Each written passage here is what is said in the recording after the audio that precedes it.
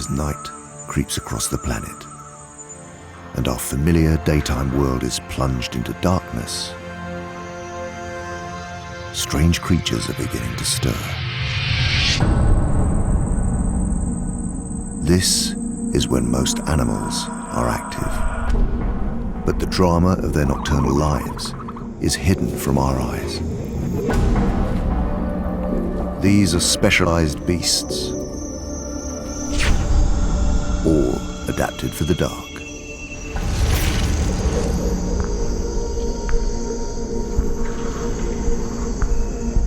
It's a world we know almost nothing about.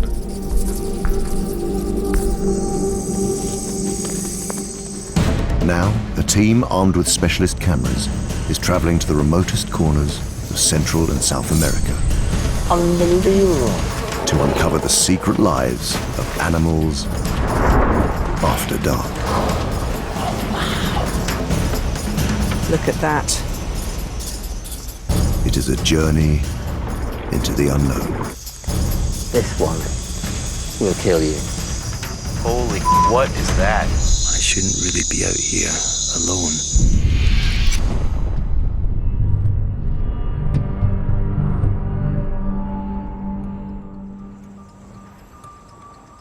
South and Central America has some of the richest habitats on Earth.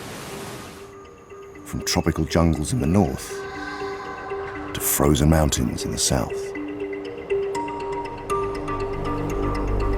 Over 6 months, a team of biologists and filmmakers will find and film nocturnal creatures here. Why do so many animals come out at night? How can they operate in total darkness?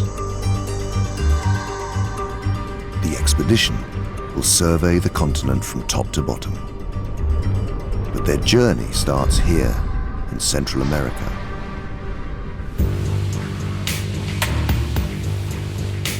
Dr. George McGavin is heading up the team. I would imagine very few people have been out after dark in this part of the world. So I'm not entirely sure what I'll find there. They've packed over a ton of specialist equipment for filming at night. Well, that is not quite all of it, actually. There's a little bit more to come. It's unbelievable how much stuff there is. But everything will be used. Every bit of it will be used. George is a former Oxford University biologist and world-renowned insect expert. He will investigate how miniature predators hunt at night. What I'm particularly interested in is specialist hunters who are active after dark, who have an amazing range of techniques to catch their prey. Bryson Warren is an expert in larger nocturnal creatures. He will discover how they function in the pitch black. Central America is full of big animals, and I'm here to see which of them are out at nighttime and to see what they're up to. The jungle here is teeming with animals, most of them nocturnal. The team will track them down to reveal the secrets of survival in the dark. Base Camp is a remote research station in the heart of the rainforest. Hammock or tent, Bryson?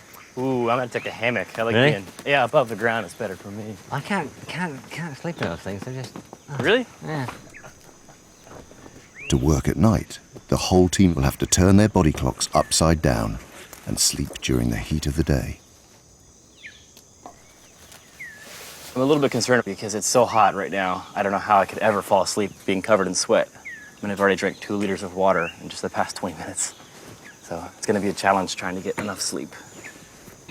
Before the first nightfall, the main expedition tries to rest or prepare equipment. Another member of the team has headed north to stake out a remote stretch of coastline. Justine Evans is the world's leading nighttime camera specialist. She's here to investigate sightings of jaguars.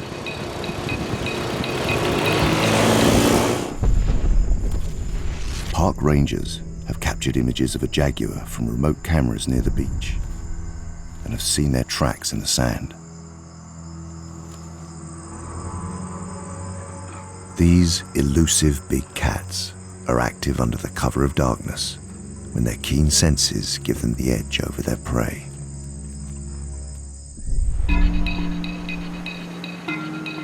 Jaguars hardly ever leave the thick jungle. This is a rare opportunity to observe their natural behavior and discover why they visit this beach at night. Justine has built a hide 4 meters high. It'll keep her hidden and her scent off the ground. I don't want to get my hopes up too much because we might spend 2 weeks getting nothing. But I'm excited about the idea of actually seeing one standing there. That would be a real dream. For now, Justine must settle in and wait.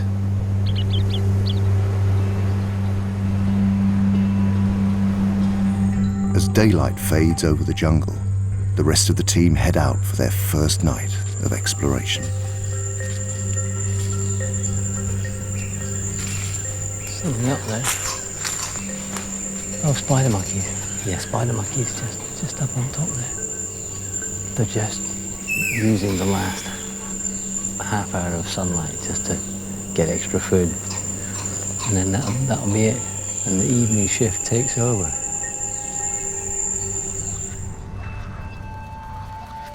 We're trying to unlock the secrets of the night and find out what things really do at a time when we are never up, we're usually asleep.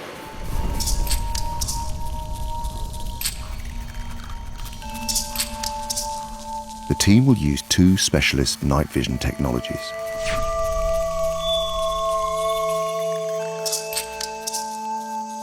Thermal imaging cameras detect heat, making warm-blooded animals easy to spot in the darkness.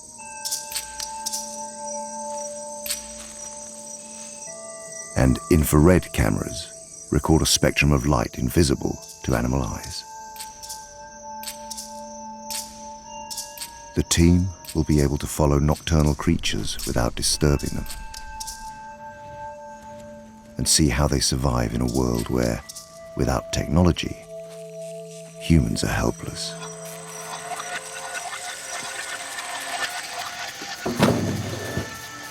Close to base camp, Bryson and a local boatman are preparing to head up a forest river. My boat is about as unstable as I get. It's basically a canoe packed full of all my equipment with an engine on the back. So if the slightest thing bumps into us or there's too many waves, it'll tip right over and I'll go in the water. Bryson is searching for large nocturnal animals.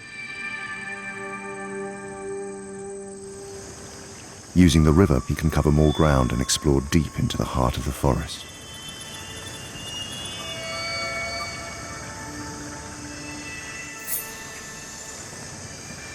Scanning the banks with a portable thermal imaging camera, he soon picks up a massive heat source.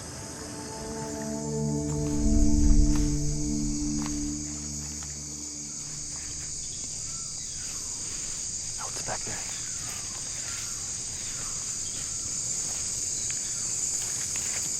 What is this? I can just make out its mouth. And I think it's a tapir. It has a long nose. The tapirs look sort of like a funny-looking elephant. See if I can get closer.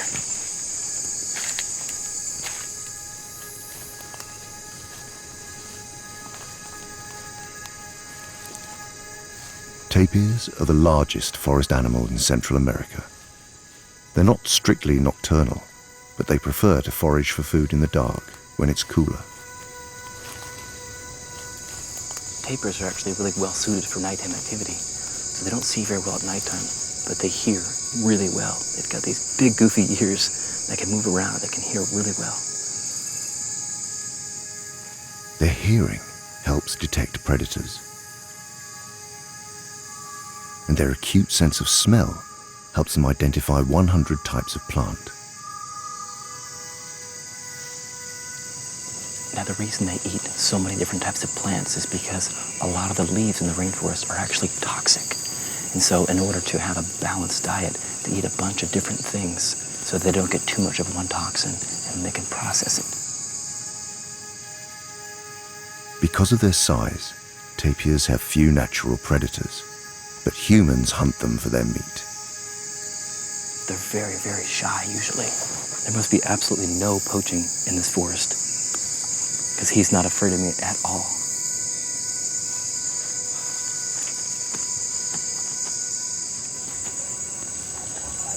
Oh my God. This thing is walking right towards me. I've never been this close to such a big animal. Whoa. Oh my God, my heart is beating so fast.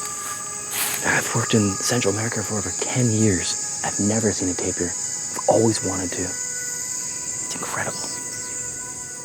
Bryson is blind without his camera, but the tapir is completely at home in the dark.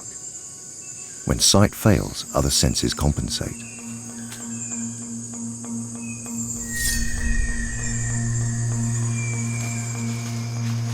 Back near base camp, George is looking for miniature predators that have evolved to hunt in the dark.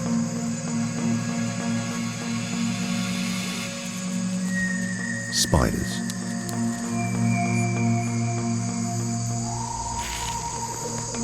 Just every inch of this forest is covered in spiderweb. If you took all the spider thread in this forest alone, it would wrap the earth up probably about 5 times. It's just, there's so much of it. Spinning a web leaves spiders exposed to larger nighttime predators. So some have evolved to remain hidden and still catch prey.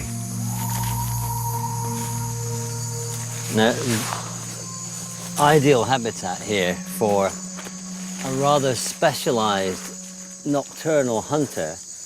Trouble is, they're very hard to see. Oh, there's a whip spider, in fact, look at that. That's not what I'm after. That is a nocturnal hunter, but the one I'm after is rather sneaky.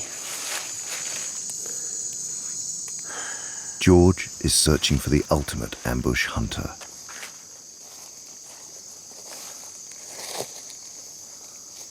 Right, here's one. There. Now, that is a trapdoor spider. Now, these spiders are amazing. They live permanently inside a silk-lined tube. And they just make a little lid out of debris and soil and silk. And it fits absolutely perfectly onto that hole. Hidden behind the trapdoor, the spider detects its prey through ultra-sensitive hairs on its legs. When it feels vibration, it springs the trap. So if I get a stick and I just lever it up, you can see, yeah, in there, you see it? Now he's in there, okay? So he's gonna wait until an insect crawls past. All we're gonna do now is to sit here and wait. These spiders remain safely hidden day and night. They only risk emerging for a split second under the cover of darkness to snatch their victim. Oh, here's a cricket. Look, a tree cricket, a very small one. It's just beneath the lip.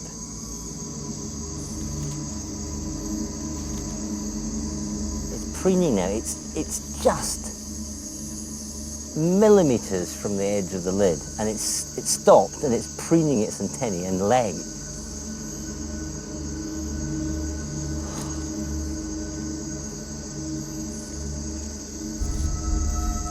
Now, the lid's moved just a fraction, so the spider is aware it's there.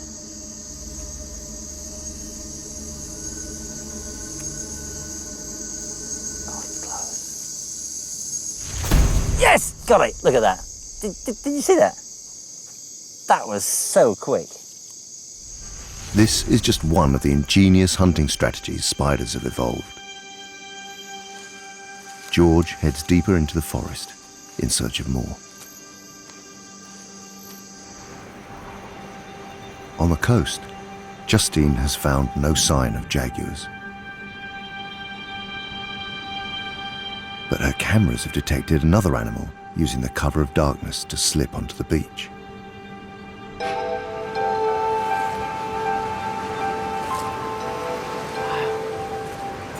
amazing sight. There's a turtle coming out of the sea. This is peak nesting season now, for the next 3 months.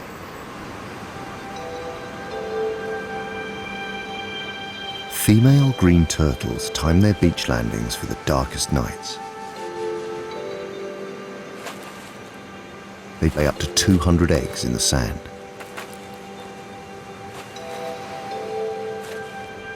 Hidden by the night, the eggs are safe from daytime predators like the black vulture. They will incubate in the warm sand for 2 months. Eggs laid by earlier females are already hatching. Oh, some freshly hatched turtles. Just see these little white creatures all just bubbling away. It's close to dawn. Vultures are leaving their roosts and coming onto the beach. Turtles hatch in the dark to avoid predators. This group is cutting it fine. The vultures out and they're passing in front of them, but it's dark, the vultures haven't noticed them, so it does clearly show the advantage of emerging at night versus during the day. If they were doing this in daylight, they would be mincemeat. Those vultures would be onto them like a shot.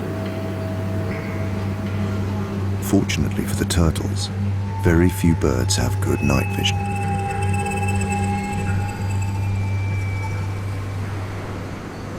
I have a lot of respect for these little guys. I think they might make it to the sea.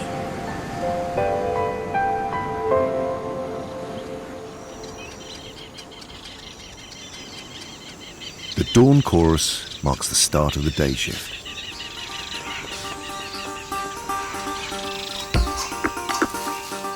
Animals that have been active all night find a safe place to rest. Most mammals, reptiles and birds have to sleep. Some scientists think it is vital to regenerate muscle and tissue in the body and chemicals in the brain. Humans can go longer without food than they can without sleep. Upriver, Bryson is burning the candle at both ends. He's setting up motion-sensitive cameras. And I've only got one set of eyes, but with these, I can have hundreds of eyes all over the forest. The camera traps will reveal what other large animals live in this forest and how they behave at night.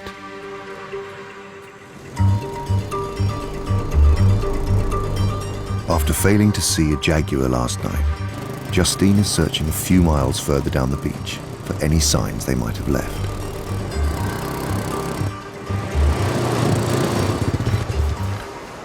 Look at this. This is what I've been looking for. These jaguar tracks, definitely. Look at the size of them. Big tracks, bigger than my hand, heading straight south down the middle of the beach. This is a mature individual, and it's definitely jaguar. Without this evidence, I didn't know for sure that jaguar were on the beach, but now I know.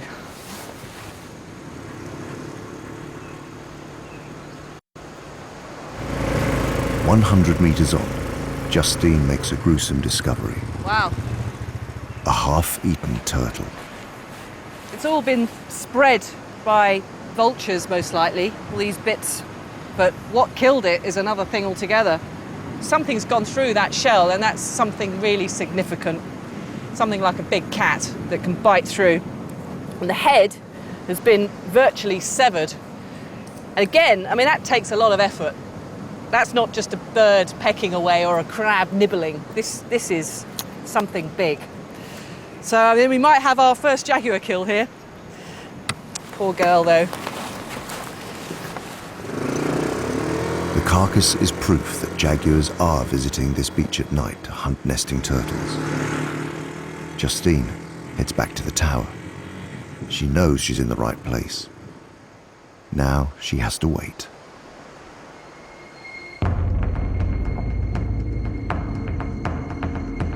Before night falls, Bryson is pushing further upriver towards a swamp where he hopes to find large nocturnal predators. But progress is slow. We've been working basically all day trying to get just a few miles of river right now, and we still have a long way to go. Fallen trees block the way, and it's choked with vegetation. Well, there's another dead tree in the way.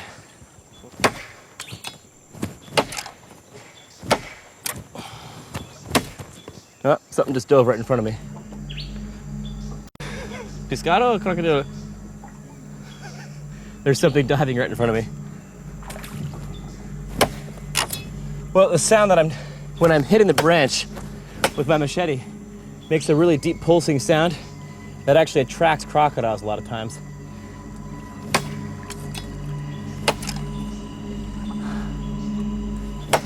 I'll try to get this done.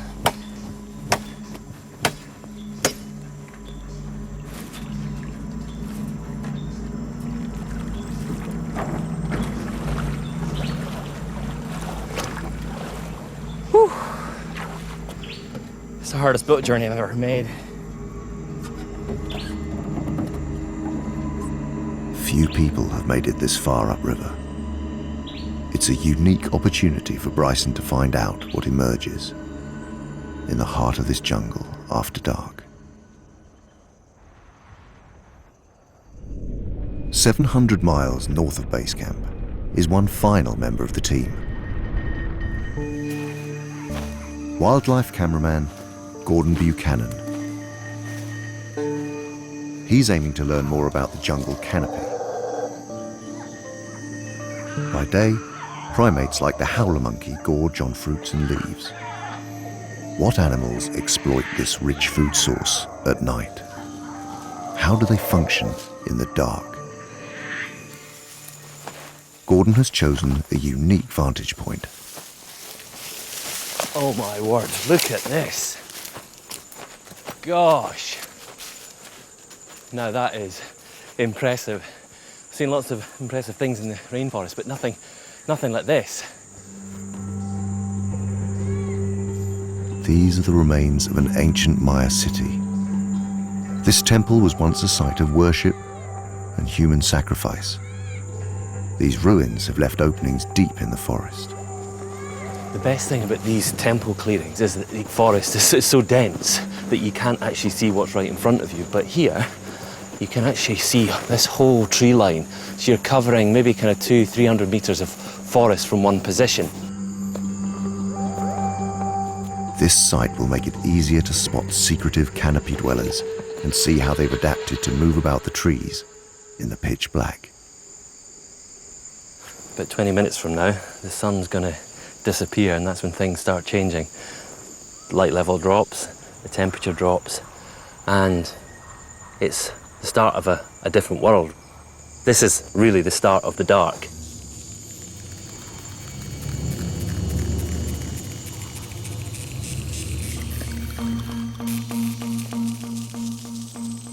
Gordon's first task is to find fruiting trees.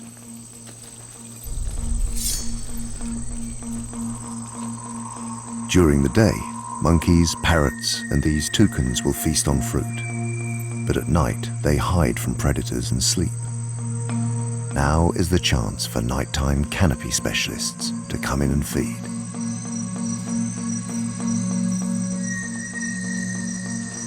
It's not long before Gordon's strategy pays off and he spots movement above. Gordon's infrared camera uses light which is invisible to animal eyes, enabling him to take a closer look. Okay, there was something climbing up this vine. Right, look. That is a possum. Now, possums are just one of those peculiar animals, quite unlike the kinds of animals you expect to bump into during the day. Possums are nocturnal. During the day, they sleep in hollow trees or holes in the ground. And it is a bit of a hodgepodge of different animals, really. Look at those ears. It's got the ears of a bat, kind of whiskers of a cat, this kind of long snout. Maybe not the most attractive looking thing, but I suppose it doesn't really matter what you look like when it's dark. Possums have evolved a suite of super senses that let them function at night. They don't rely on their eyesight, which is relatively poor. They find food by smell. Their long, tactile whiskers help them feel their way in the dark.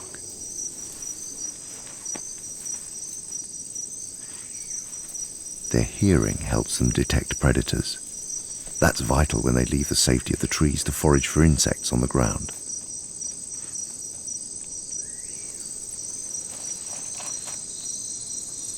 Oh, he's got something there. He's found something. I can't quite see what it is. Something small. It's a very rich place for a possum. It literally comes down the tree and finds something to eat straight away. Possums will eat just about anything. Rodents, fruit, snakes, lizards. It's a generalist rather than a specialist. Possums have a clever trick to avoid being eaten. They've got a very interesting, unusual way of deterring predators, and that is playing possum, pretending that they're dead. And they go into this stupefied state. They lie on their side with their tongue hanging out, their eyes open, and they will stay like that for 40 minutes. And the belief is that they'll give off a smell of rotting meat that's going to deter quite a lot of predators. The possum is a good start, but there are animals here that spend their whole lives in the trees at night. To find them, Gordon must move on. Near base camp, George is still searching for his ultimate mini predator. He has a particular animal in mind, the net casting spider. During the day they hide, but at night they use a unique hunting strategy. Ooh, hang on a minute. It's the first time I've seen this. What it does is it spins a framework of silk which holds itself in place. It then spins with special silk, which is this sort of blue silk, which isn't the same as the ordinary silk it makes. And that blue silk is very stretchy. And then when the prey walks past underneath, the huge eyes on the back row of the head see it. In the fraction of a second, the front legs, the four front legs, stretch open the web as wide as it can and throw it over the prey, and then it scoops it up into the web. And it happens in such a fast time. If you only had your eyesight, you would hardly see anything, a blur. It would just be a blur. And what would be great is to get this filmed in super slow-mo. It would just be amazing.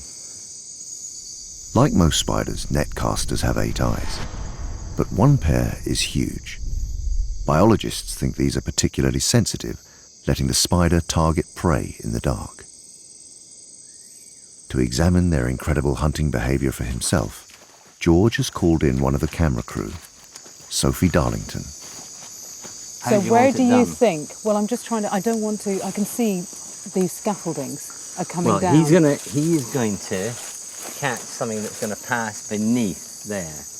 Sophie sets up a high-speed camera that will slow down the action 40 times. This behavior has rarely been seen in the wild. Filming it may take all night. Rather than wait, George heads off into the forest in search of more nighttime specialists. Oh, look.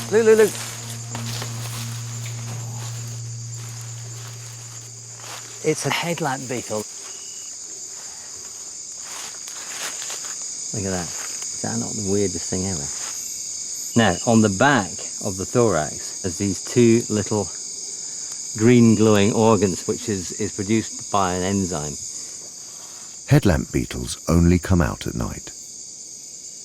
Scientists think they use their lights to attract a mate. On the underside, they've got an orange light as well, which they glow when they fly. Orange light, and we're good to go. It's fantastic. It's just great. Look, every time. Yeah. Orange light. Clear for takeoff. Now, it was said by the early explorers that you could actually read a book by glow of these particular insects. If we switch off all our headlights and everything and just go to complete darkness, you'll see how eerily green they are. Just beautiful. By generating their own light, these beetles have evolved an ingenious way to communicate in the dark.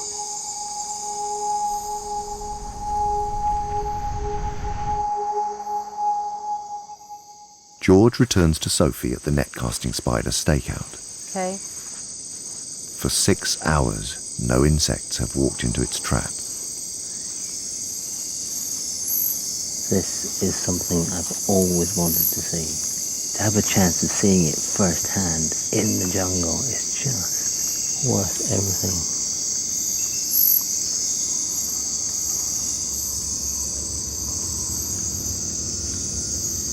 Okay, here we go. What is it? A tiny cricket.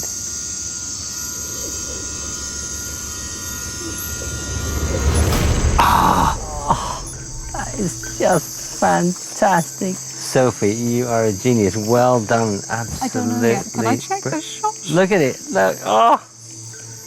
Only when the footage has been slowed down will they see if Sophie captured the kill. So she hasn't now. Okay. You ready? Yeah. The antennae of the cricket is just about to touch that wire. There. Orientates. Opens the net. Oh! God, that's fantastic. That is absolutely fantastic. So it's not just the eyesight. The antennae of the cricket touched one of the wires. It was a trigger. Yeah. George can see for the first time that net casting spiders are highly sophisticated. They use multiple senses to catch prey in the dark.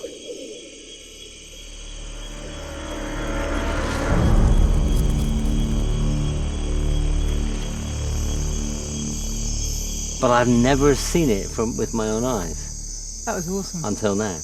She's a superb creature.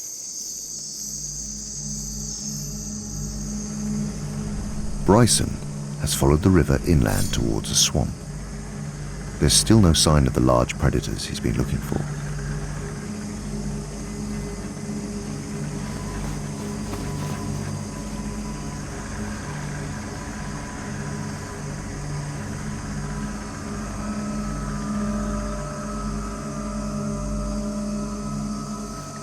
And there's something swimming right around the boat. Whoa, right, coming in, up.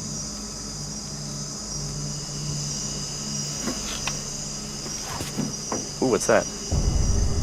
What is that? Holy Get my camera on. Now, unfortunately, this camera needs light to work, so I've got to use my flashlight to illuminate it. And make sure it's on. Okay. All right.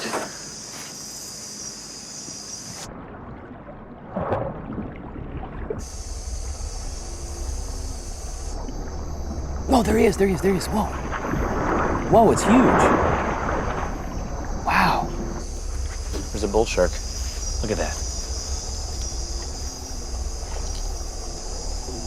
Bull sharks have evolved to survive in fresh water.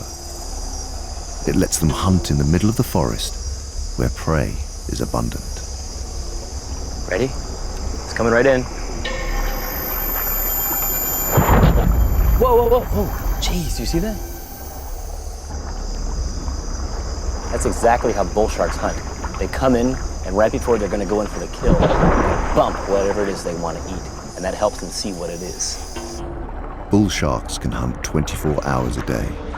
They have acute senses tuned to catching prey in murky rivers, so hunting at night is no problem. It's got a really good sense of smell. Sharks can smell blood in 1 part per million in the water. They can also sense electric charges, so if a fish is swimming around, they can sense its electric field.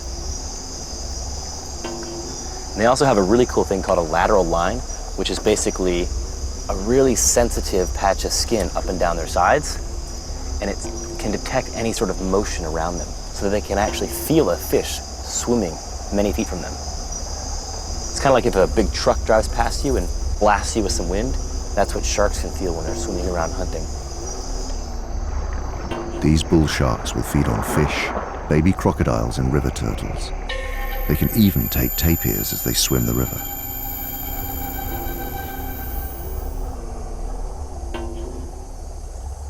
Wow, that was amazing. Seeing sharks in a freshwater river at nighttime,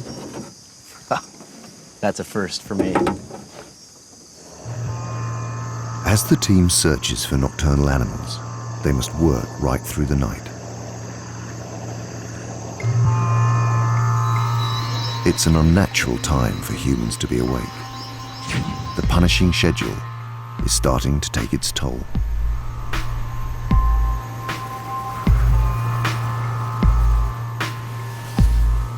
On the beach, Justine is 3 sleepless nights into her stakeout.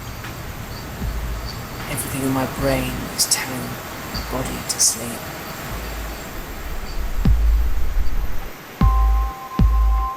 To film jaguars in the dark, she must stay awake. It's gonna be worth it. It's gonna be worth it. Keep telling myself that. Something will happen. In the end, there'll be a big, bright shape of a jaguar right in the middle of the screen, and then I'll be awake, that's for sure.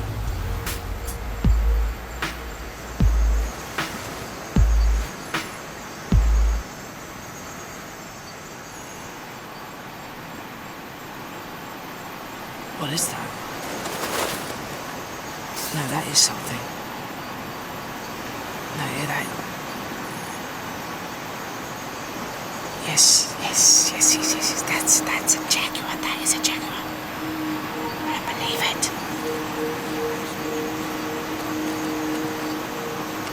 Whoa, coming right out.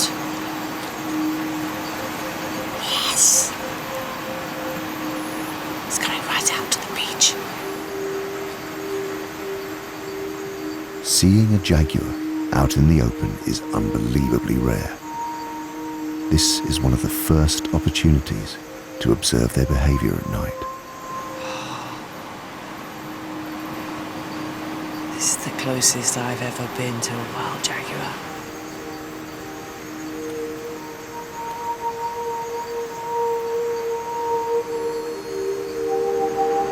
There's a turtle right in front of him.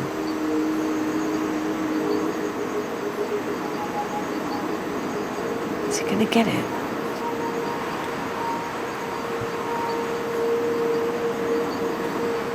Just walk straight past it. Turtles are easy pickings on this beach, but this big male is not in hunting mode.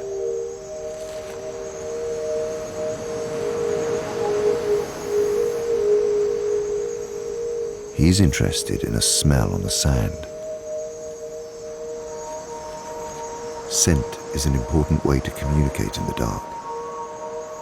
Jaguars have glands that they rub on the ground and on trees. This marks their territories.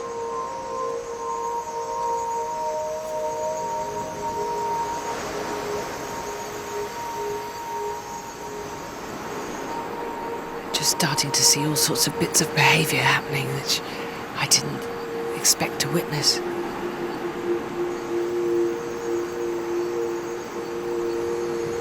Some people said to me, you'll never film jaguar, not unless you use a remote camera. But here I am, with a jaguar not 20 meters away.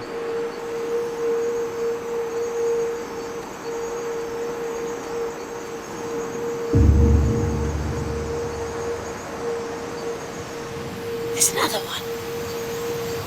It's two. I don't believe it. 2. This is magical.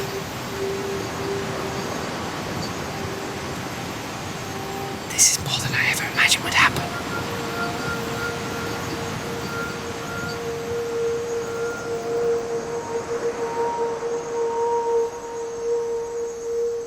looks like a male and female. Seeing them together is almost unheard of. Jaguars are normally solitary and highly territorial. They only meet up to mate. Justine is seeing the intimate moment when these two have come together to breed.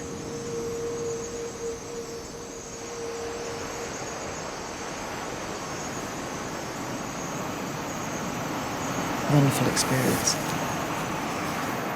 We're finally able to witness the nighttime behaviour in a way that's not been possible before.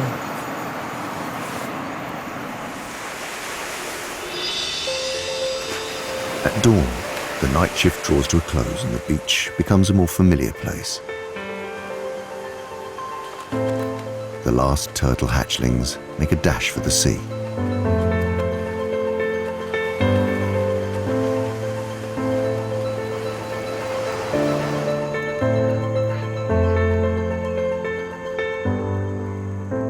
In the forest, Bryson has returned to check his camera traps. They have been out for several nights. He's hoping they've captured some of the large animals that roam the forest after dark. Any animals that walked in front of here will be videoed. So hopefully there's some good videos on there. Puma. Wow.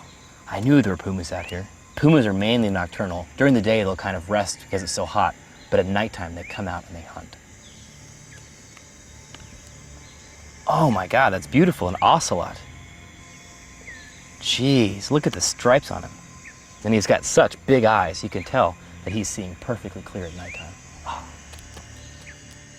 The camera traps have caught cats returning in the morning after a night's hunt. Oh my gosh. Look at that, an ocelot with a freshly killed coati in its mouth. Coatis are daytime animals. It's likely the nocturnal ocelot caught it while it was sleeping. Looks like it might be a juvenile. He's almost the same size as the coati. But because he's such a perfect hunter, he's able to take prey up to his own size, or probably bigger. That's a big meal for him. Oh, wow, an early morning puma. Look at that, that is huge. Pumas are actually one of the biggest predators in this forest.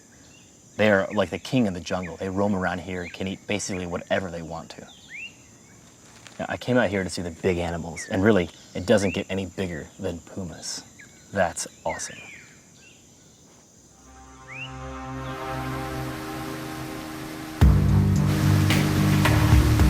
George has seen his ultimate nighttime predator in action.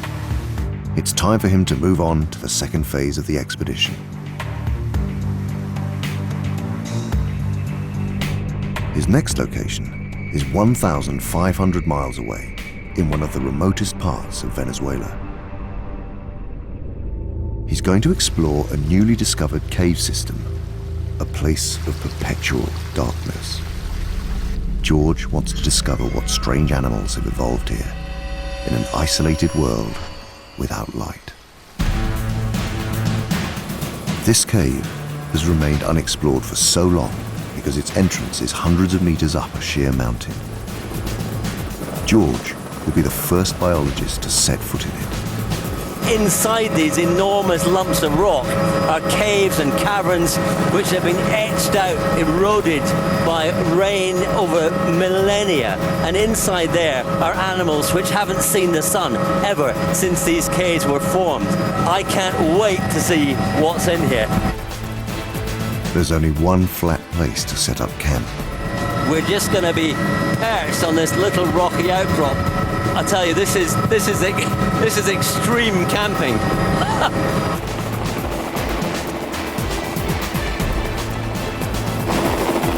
George is joining an international team of explorers. They discovered the cave in 2009 and are returning for the first time. Well, that's it. We really are on our own now. I mean, this is about as foreboding a place as I've ever seen. Tomorrow, the cave exploration will begin. They will travel 3 miles underground to to places light has not touched for millions of years.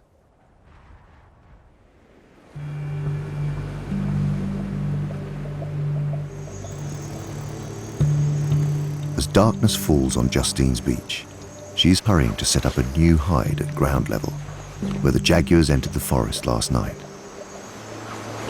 She wants closer shots of the jaguars, but it's a risky strategy. It's a bold step coming off a tower where my scent's all up in the air and it's a lot more discreet. And then being down here where I'm right bang in the middle of everything. That's a big step. And the jaguar might just go, you know what? No, I'm going to go back in the forest.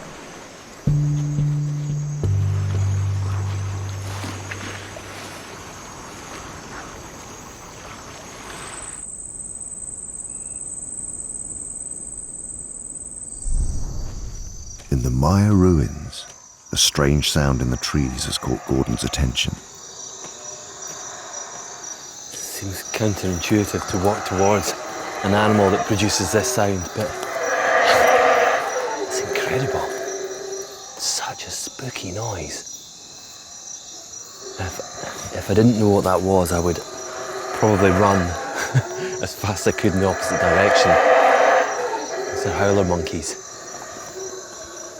Howler monkeys are daytime animals. They should be asleep.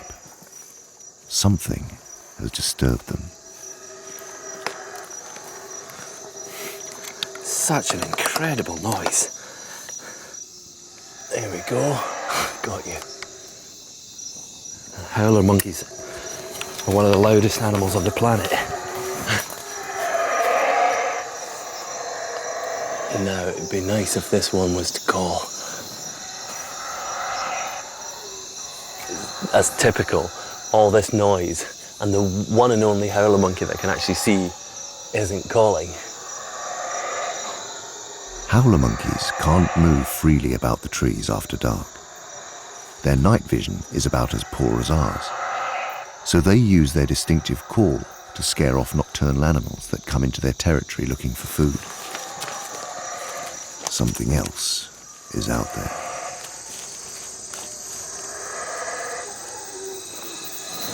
Where are you? Where are you? There we go. Right in the middle. Oh, nice, look at that. It's a kinkajou, sometimes called the night stalker. The kinkajou is an arboreal specialist, and he's also a specialist of the dark. I would go as far to say that kinkajous hate the light. They'll go into the deepest, darkest hole in the tree that they can find and spend the day there. And there's no reason for a kinkajou to even think about coming out during the day. It finds everything it needs after dark. Kinkajous come out at night when there is little competition for food. Their whole biology is geared towards a nocturnal life in the trees. Large eyes help them see in low light, but their most important sense is smell. They use it to navigate in the pitch black. He's got scent glands on his face and a big patch on his stomach that he can use to leave a constant trail of scent up there in the tree. Their scent trail marks every route they take, so they never get lost in the dark. Oh no, do you know what he's doing? It looks like he's licking the moisture from the leaves. So this animal has absolutely no reason to come down to the ground. For a kinkajou, the ground just signifies danger. Look at that, hanging completely upside down. And you can only do that by having that big prehensile tail. You can see how flexible he is. And if you imagine trying to pick fruit up in these little spindly branches, you're going to have to be able to reach and stretch and twist yourself. And the kinkajou can do that so easily. He's like a rubber band. These are really privileged views, actually. What we're looking at is the result of millions of years of evolution. The night and the environment shaping an animal that has become an expert They really earned their name of the Night Stalker.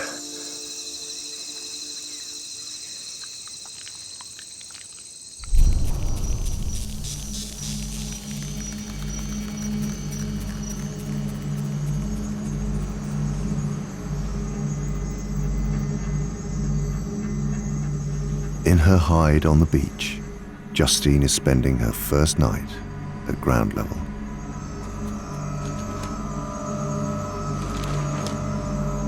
She is alone, in the dark, with the largest cat in the Americas lurking close by. Got a bit of a speck. Ah, that looks promising. Could be a jaguar, possibly. Hard to see though. It's just a bit of a white glow, but it's moving a lot faster than the turtle would. It's hard to see anything through this.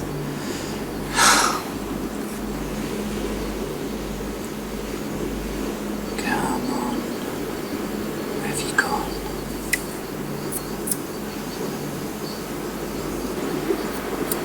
I actually feel quite nervous now. The thought of actually a jaguar appearing on the beach in front of me.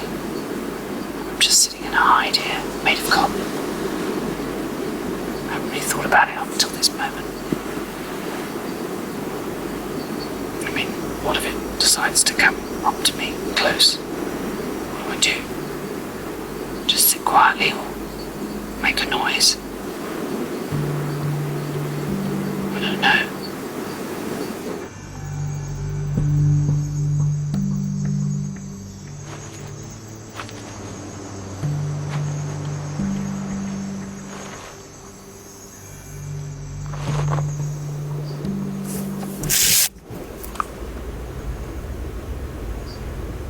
Looks like it.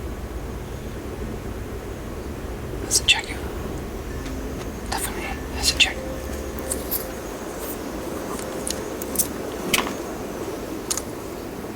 He's walking down the line of the forest. Is that male again? Scent marking. It's definitely scent marking.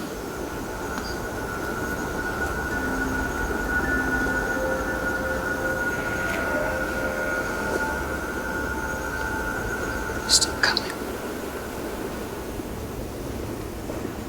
If he keeps along this line, he's going to walk right past my hide. Hopefully he's going to head out onto the beach in a minute.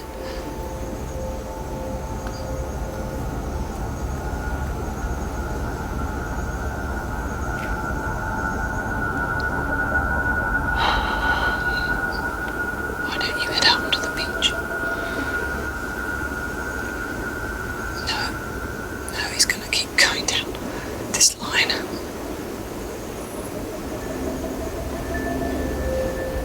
It's getting a bit close now. Oh no. He's walking straight at me.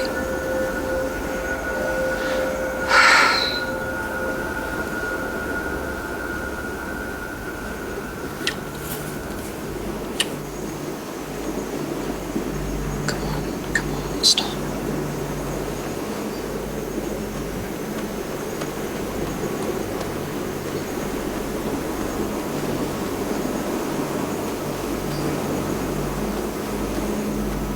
No.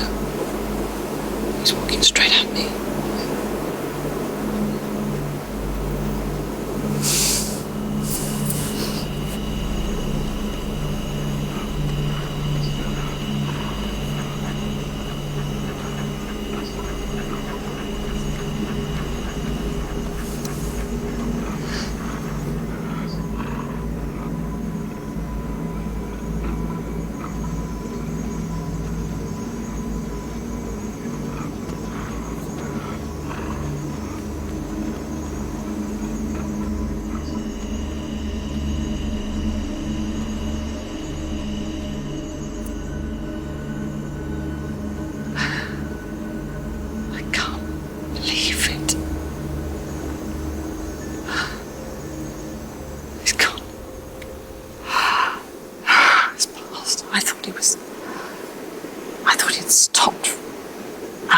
The hide went out of...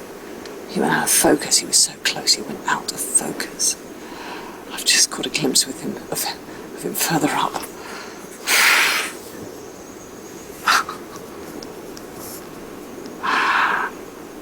I don't believe that.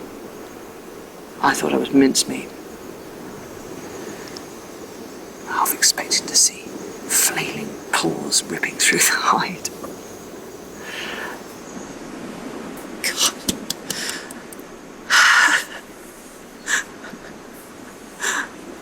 I'm gonna get hysterical now.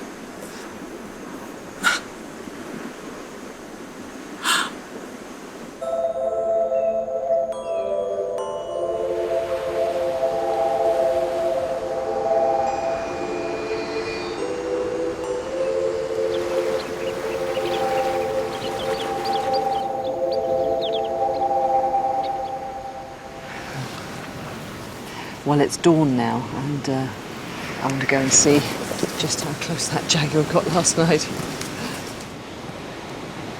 Oh my God. Look at that. There's my hide. The tracks are literally there. It went straight past. I mean, I could have reached out and stroked his back as he went past. Seeing these tracks next to the hide last night is flooding back to me. My heart was in my mouth. But now I just feel strangely elated. I just feel that I've had such an intimate experience with this wild jaguar.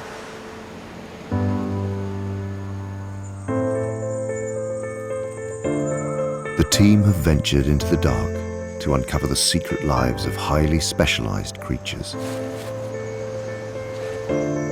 They have witnessed incredible adaptations, ingenious strategies, super senses, sophisticated adaptations that allow animals to thrive in a world without light. And they are just getting started. Next time, the team head into the dark heart of South America. Gordon is on the trail of a bizarre nighttime creature. Freaky, freaky. In the Amazon, camerawoman Sophie comes eye to eye with the world's only nocturnal monkey. It's extraordinary. Just bouncing through the trees, it's just incredible. And a mile underground, George makes the discovery of a lifetime.